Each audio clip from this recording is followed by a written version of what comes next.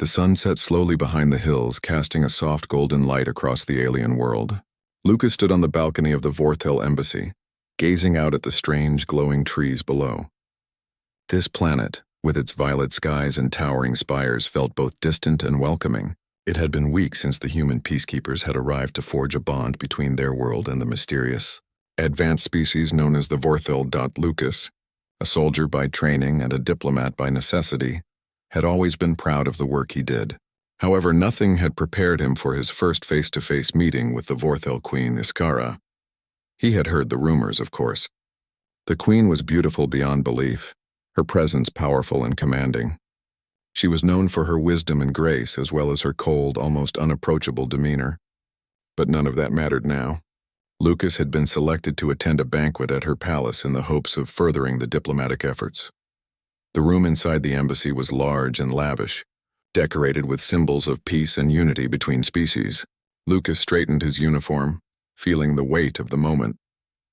He was about to meet the queen, a leader who had been reluctant to engage with humans in any meaningful way. The rumors said that she thought humans were too emotional, too unpredictable. In short, she believed they were not worthy of her time. As he entered the grand hall, Lucas saw her. Queen Iskara stood across the room, surrounded by her closest advisors and a handful of Vorthil diplomats. She was tall, much taller than him, with skin that shimmered faintly in the low light, almost like the surface of water under a full moon. Her eyes, a deep shade of purple, glinted with intelligence and authority. But there was something else in them, something that Lucas couldn't quite place. He had to remind himself that this was not just another mission. This was more than a simple diplomatic meeting. It was a chance for humans to prove their worth, to show that they were more than just an afterthought in the eyes of the galaxy's most advanced civilization. Human male. Lucas, a voice called from across the room. Lucas turned to see a Vorthil aide gesturing toward him. The queen had requested his presence. Taking a deep breath, he walked over to where she stood, the crowd parting around him like water flowing around a rock. The air between them felt charged, as if the entire room was holding its breath. Queen Iskara turned toward him as he approached, her gaze unwavering. "I've heard much about humans," she said, her voice low and smooth. "You are an interesting species." Lucas bowed slightly, his heart racing. "Your Majesty, it's an honor to be in your presence." "You're quite polite," she said, almost amused. "I suppose that's to be expected from someone in your position. But tell me, Lucas, what do you think of us, the Vorthil?" Lucas hesitated, aware of the delicate nature of his answer. "Your people are impressive, Your Majesty. We've learned much from you already. Your technology, your philosophy. It's unlike anything we've seen."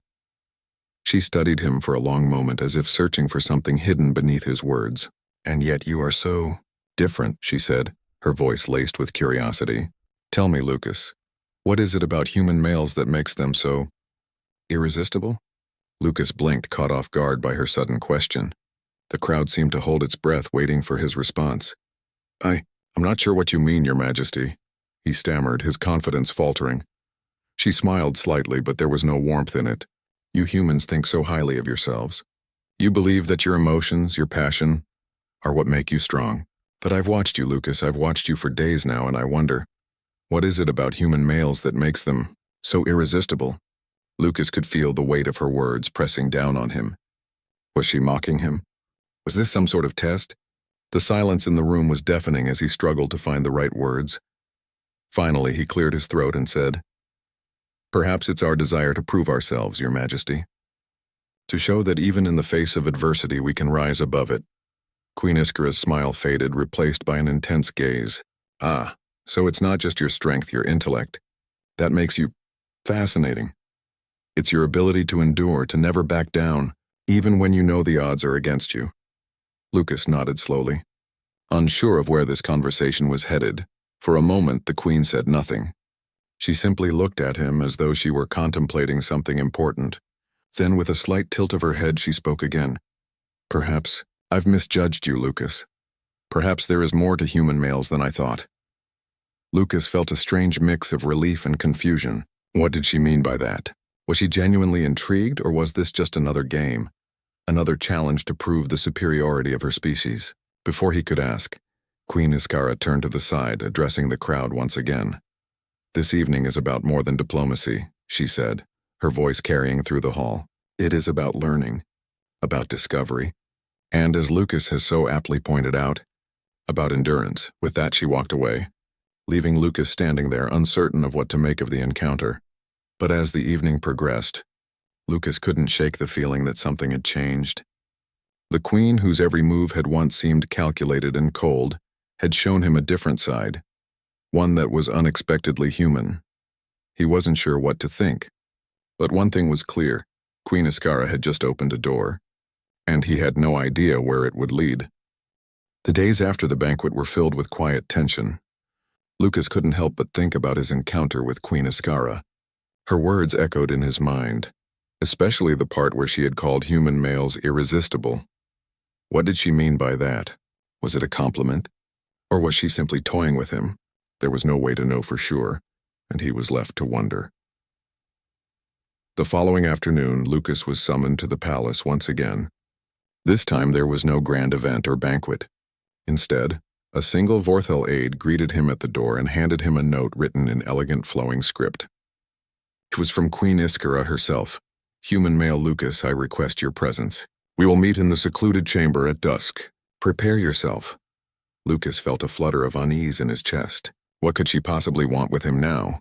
He tried to push the thought from his mind as he made his way through the halls of the palace, each step more uncertain than the last. When he reached the chamber, he paused before entering, taking a deep breath to steady himself.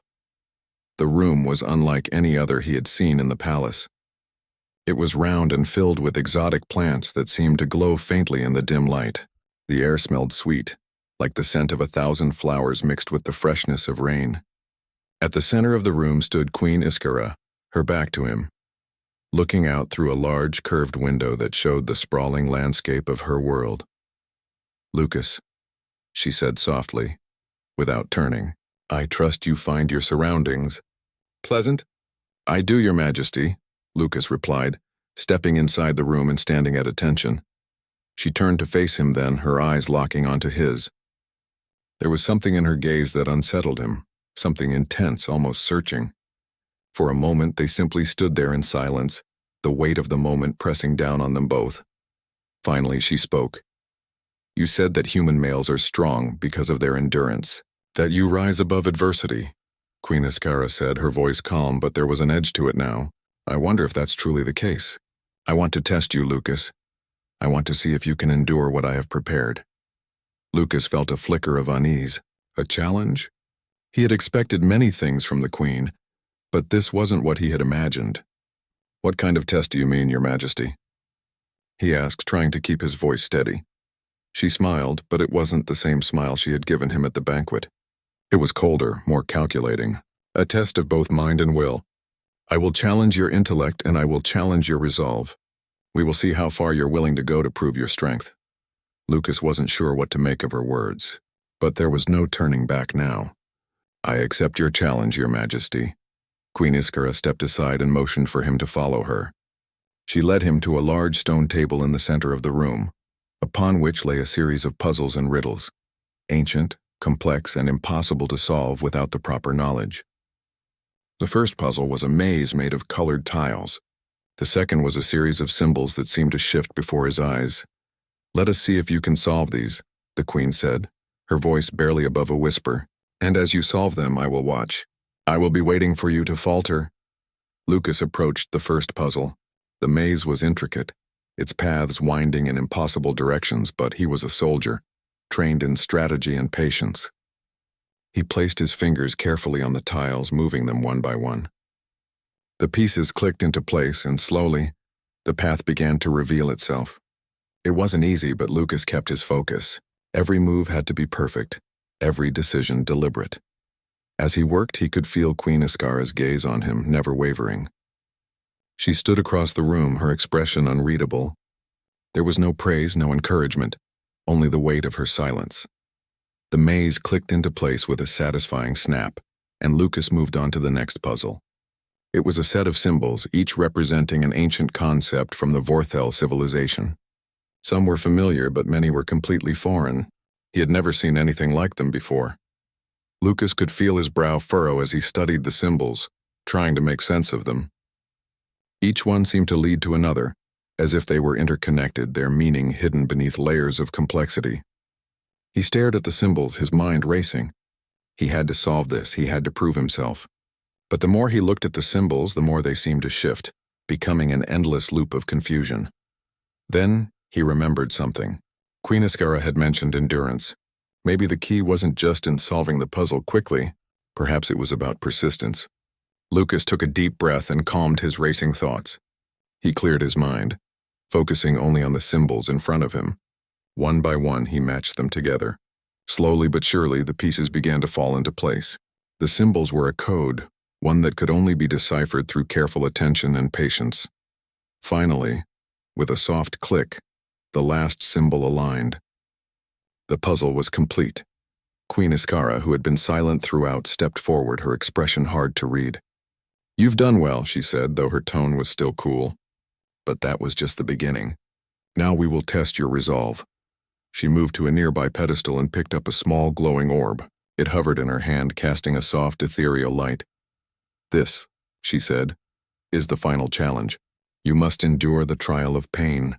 Without warning, the orb shot a wave of energy toward Lucas. He felt it immediately, an intense pressure against his chest, as if the weight of the entire galaxy were bearing down on him. The pain was unlike anything he had ever felt before. It was overwhelming, suffocating, a sharp burning that threatened to break him. But Lucas refused to collapse. He clenched his fists and stood tall, focusing on the Queen's eyes, which were now locked onto his. "You said human males are resilient," Queen Iskara said, her voice cutting through the pain. "Prove it." With a fierce determination, Lucas forced himself to endure the agony. Each second felt like an eternity, but he refused to show weakness. The pressure only increased, but he did not waver. Finally, after what seemed like an eternity, the orb's light faded and the pressure lifted. Lucas gasped for air, his body trembling from the strain, but he had made it. Queen Iskara stepped closer, her gaze unwavering. "You are impressive, Lucas. Perhaps I underestimated you." Lucas, still panting, met her eyes. "I told you, Your Majesty. We don't give up." For the first time, a real smile appeared on her face, though it was still faint. "No, you don't." The days following the intense challenge left Lucas with mixed emotions. His body ached from the strain, but the mental clarity he gained from enduring Queen Iskara's tests remained with him. He had proven himself not just as a soldier, but as a person who could withstand pressure and remain calm in the face of adversity. And in the quiet moments after the trial, he couldn't help but wonder if the Queen had been testing more than just his physical and mental endurance. The way she had looked at him, the subtle change in her demeanor when he passed each test, there was something more to it. Was it respect? Or had he simply become another challenge for her to conquer? That evening, Lucas found himself standing once again before Queen Iskara, though this time the atmosphere was different. There was no coldness in the air, no calculating silence. The room was dimly lit, the soft glow of the alien plants casting long shadows across the stone walls. Queen Iskara stood by the window, her hands folded in front of her as she stared out into the vast alien landscape. Lucas approached, but he didn't say anything at first. He didn't know what to say. What could he say to a woman who had tested him, who had seen him at his most vulnerable? But as he stood there, the words came to him unbidden. "Your Majesty," he began, his voice steady but unsure.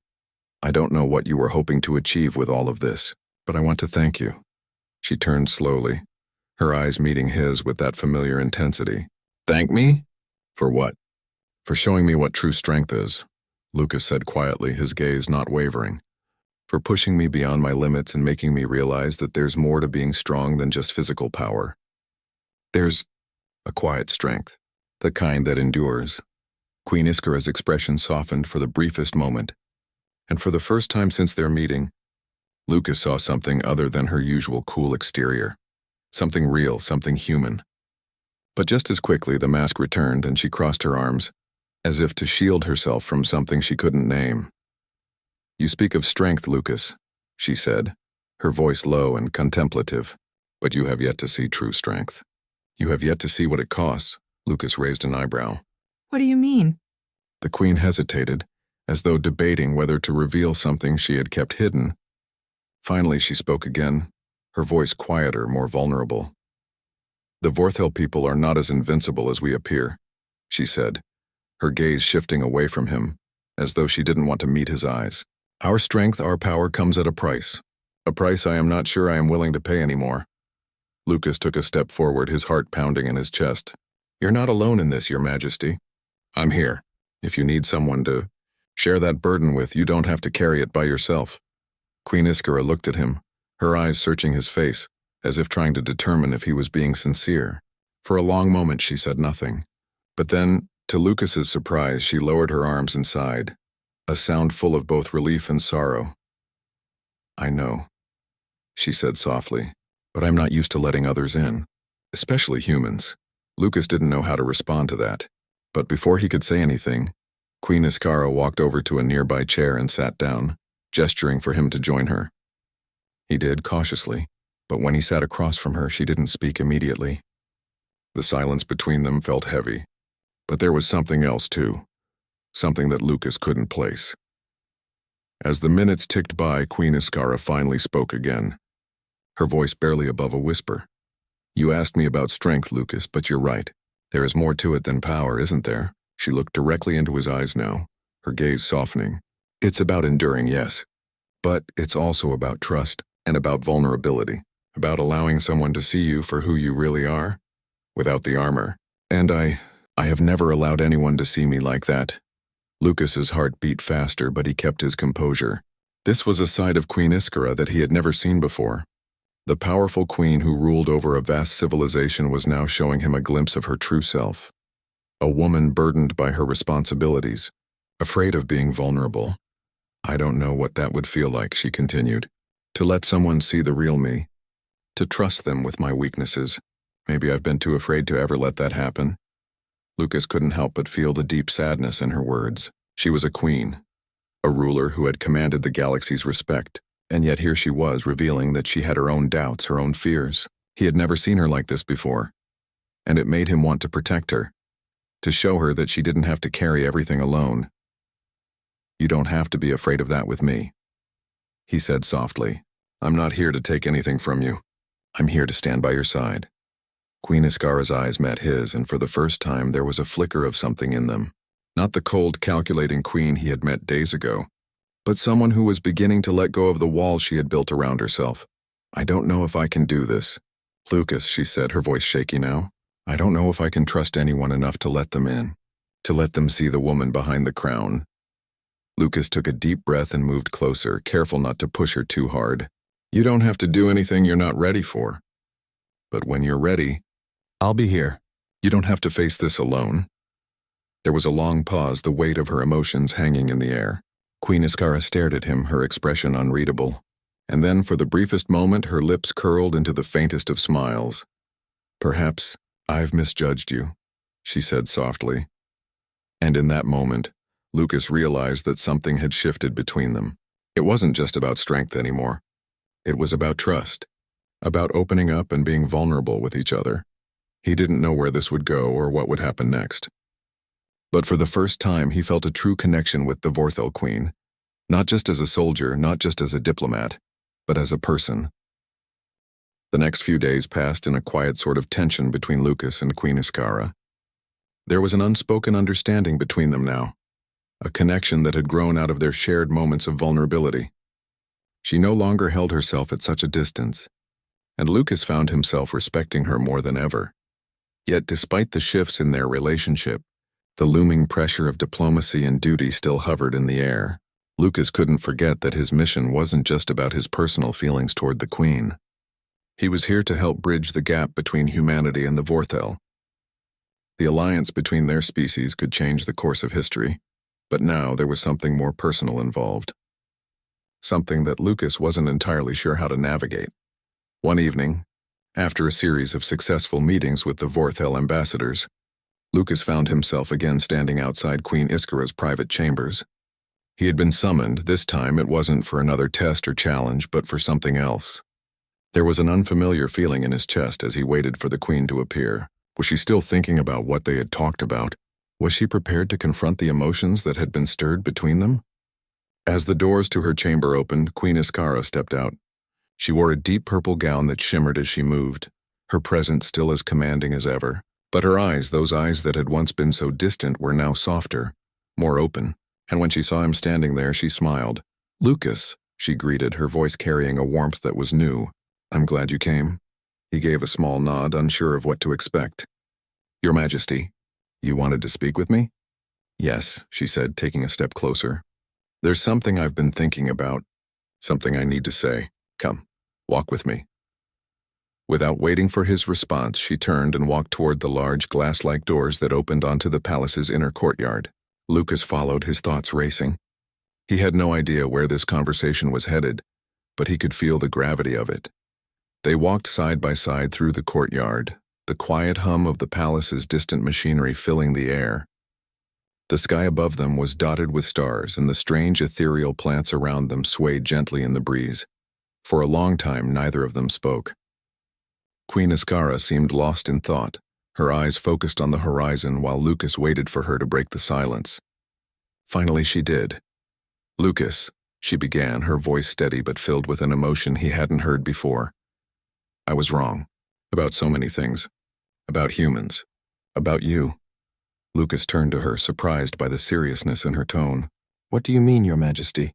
She stopped walking and turned to face him, the light from the stars above reflected in her eyes, making them appear even more vibrant. "I believed that we, the Vorthel, were superior, that we were the strongest, the most capable. I thought we could control everything, that our power would be enough to keep us safe, but I've learned that true strength isn't about control. It's about connection. It's about trust." Lucas listened carefully, unsure of what to say. He could feel the weight of her words, and for the first time he realized how much her role as queen had defined her. She had always been expected to remain distant, cold, unfeeling. But now, she was breaking free from that. "I didn't understand that until I met you, Lucas," Queen Iscara continued, her voice softening. "I thought I was above it all. I thought I didn't need anyone. But you've shown me something different." Lucas felt his heart beat faster. He had been waiting for this moment, hoping that she would finally open up to him. But even now he wasn't sure how to respond. "You've made me see that humans, despite our differences, have something that we don't," she said. "A kind of resilience, yes, but also something deeper. A willingness to be vulnerable. A willingness to connect with others even when it's hard." Lucas stepped closer, his voice gentle. "You don't have to do it alone, Your Majesty." "Not anymore." Queen Iscara smiled, a real smile this time, and there was no mistaking the shift in the air between them. The walls she had built up over the years were finally coming down. I think I've been afraid," she admitted quietly. "Afraid of what might happen if I let someone in. Afraid that I might lose everything." Lucas reached out, touching her arm gently, reassuringly. "You don't have to lose anything, Iscara. You just have to trust. Trust that you don't have to carry the weight of everything on your own." Her eyes met his, and for a long moment neither of them moved. It was as if the universe had paused, waiting for them to take the next step. Then she did something that took Lucas completely by surprise. She stepped forward, closing the distance between them, and placed her hand on his chest just over his heart. Her touch was soft, but it carried a strength that he hadn't expected. "I've always believed that strength comes from the outside," Queen Iscara said, her voice barely above a whisper. "But I think I was wrong. The real strength is here," she said, tapping her chest. "The real strength comes from what we choose to share with each other."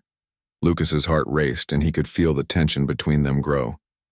She was no longer the queen who had tested him, who had watched him with calculating eyes. She was someone else now, someone who had allowed herself to be vulnerable to trust. "I don't know where this will lead, Lucas," she said, her voice trembling slightly. "But I know that I don't want to lose this connection we have. I don't want to walk away from it." Lucas looked down at her, his thoughts racing. There was a part of him that wanted to say so much more, but he knew that now was not the time for words. Instead, he took a deep breath and spoke softly.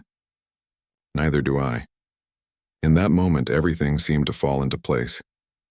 There was no more distance between them, no more boundaries to cross. They stood together, united not by titles or duty, but by something far stronger, by a bond that neither of them could deny. As the stars above them glittered brightly in the sky, Lucas and Queen Iscara stood in the quiet courtyard, not as a soldier and a queen, but as two people who had found something rare and beautiful in each other. And in that shared silence, Lucas realized that what they had was more than just attraction. It was a connection that defied the odds. A connection that neither of them could resist.